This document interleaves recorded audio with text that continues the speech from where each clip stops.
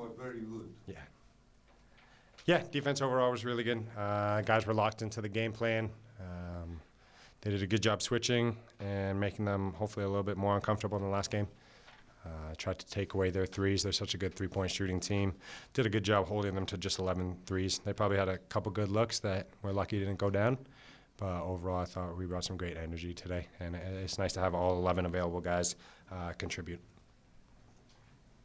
The last minute or so of the game, that stop, that steal, how much of that was planned and how much of that was what you went into the game thinking that you were going to do at the last play, and how much of it was just something that happened organically? The coverages were planned. The lineup would be more of an organic one. It's pretty rare that we go five guards, sorry. None of them are small.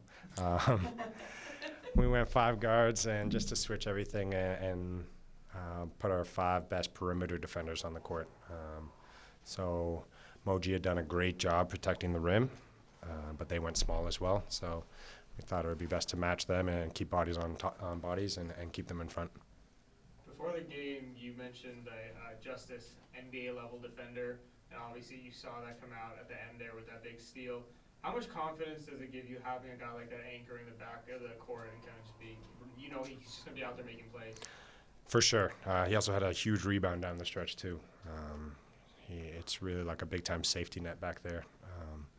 And it's not just him as well. That lineup to finish the game, all 5 guys can really guard and keep people in front and make teams uncomfortable. And it's not one of those just contained defenses. They're speeding you up, too. So it's a heck of a defensive lineup we can put out there.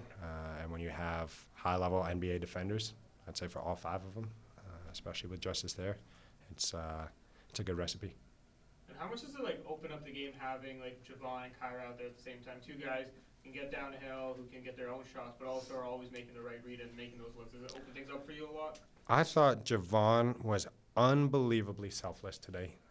Once they started the second half, near the end of the first half, they just went full on denials of him. And we spoke about it at halftime, saying if they're going to deny you, that's going to open up huge driving gaps for the rest of the guys. And first play of the second half, we used him to set a screen. He set a great screen because he knew they were going to hug him, and he got, I think Kobe got free for a dunk. Then after that, Kyra, Kobe, Juice, they were able to just get downhill because there was no help defense. And some players would get frustrated with that and say, just give me the ball. And he kept saying, hey, run it again, run it again, run it again. Like he knew if that's how they're going to guard, then we'll just keep attacking the rim. So Javon was incredible with that. And it's not just Kyra, like Kobe's speed as well and Kyra's speed. And it's a very paint-focused team, and we're able to get downhill and attack the paint with all these great combo guards.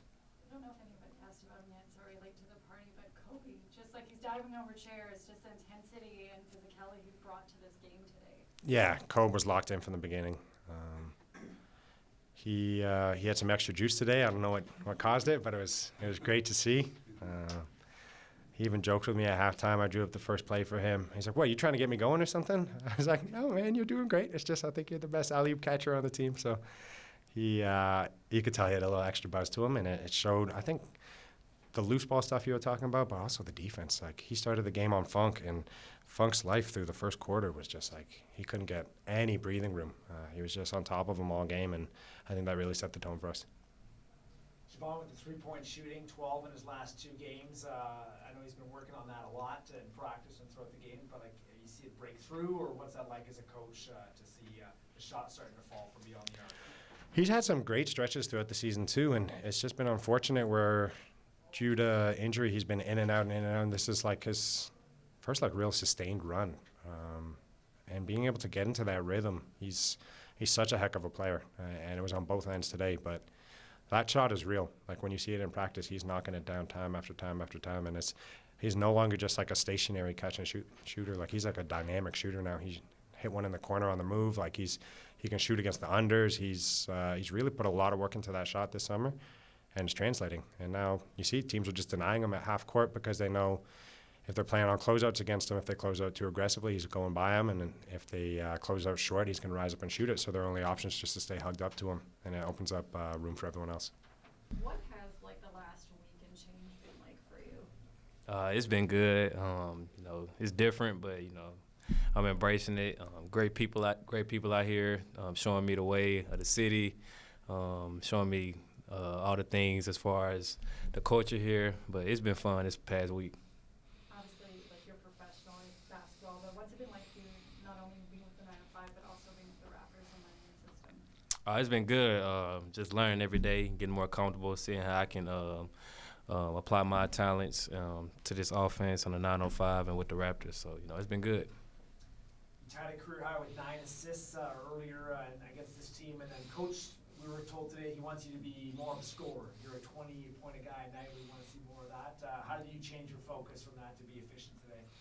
I'm just trying to pick my spots, man, in this offense. Going watching film, seeing how I can be effective in transition, getting downhill. My three ball hasn't been falling, but just keep shooting threes.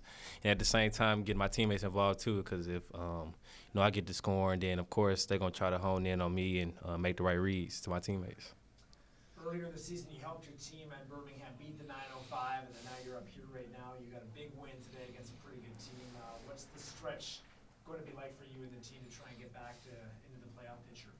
Well, we're just going to take it game by game, from every game, whether it's a win or loss, just try to come in next day and get better, go out there and play hard, defend, share the ball. And I feel like with this team, we got a lot of talent. So, we're just going to come in and compete every day and not back down. The last 30 seconds of gameplay, you look in the crowd, fans are basically pulling out their hair. They're so stressed. It's so intense. But how are you able to stay calm? What was that last couple possessions like for you? That's what I feel like basketball players and professionals live for. When the game is good, crowds into it. So it kind of you just be composed. It's like any other possession. Honestly, it's just it's the last few seconds of the game, and everybody's screaming and everybody wants you to get a stop. So I embrace it, and I know the team embraced it as well. The coach was joking, he said you were joking, sorry, at halftime about him getting you going. Is that kind of what you live for in the basketball, is when you get that green light to just do what you do? Oh yeah, I'm pretty sure for every hooper, when you get the green light, it's everything opened up. You got the coach that got confidence in you, so you just go out there and you play. You go off instincts, and you do what you do your whole life. A question more about the Raptors game yesterday. You checked in, obviously, wearing number 3. It got a bit of attention online. I was curious how you ended up with the number. Did you have a conversation around that?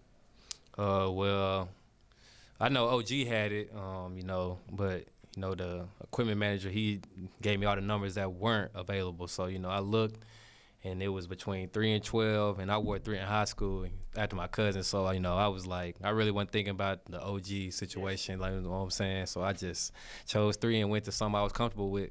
And I feel like it looked better on me anyways. For sure.